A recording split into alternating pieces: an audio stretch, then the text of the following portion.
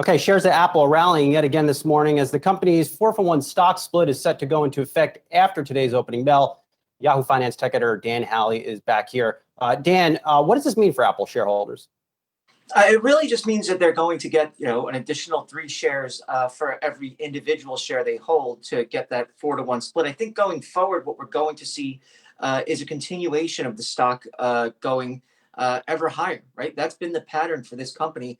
We're expecting them to launch their new phones coming out some point in September. There's been talk about them being delayed a few weeks, but we don't know exactly what that means for the launch event itself.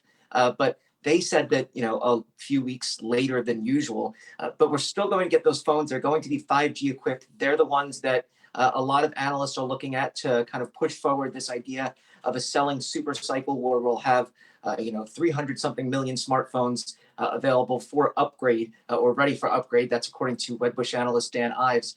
And essentially what we're going to see is people wanting to go out and purchase these phones because of their 5G capability. But remember, it's not just the iPhone anymore. We've seen the services business revenue double from their 2016 numbers, I believe. And that's what Apple originally set out to do. Tim Cook famously saying that and then delivering.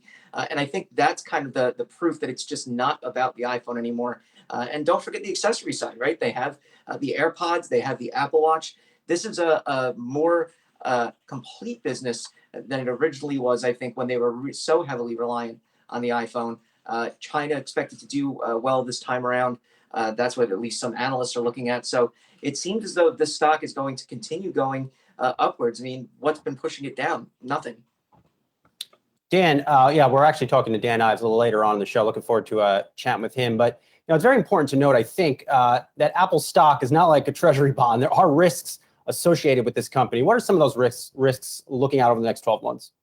Yeah, I mean, obviously, if we don't get that super cycle, right? If Apple doesn't see the kind of sales that a lot of people are expecting, I think you're going to see people kind of think, well, is this really what we wanted to get out of Apple at that point?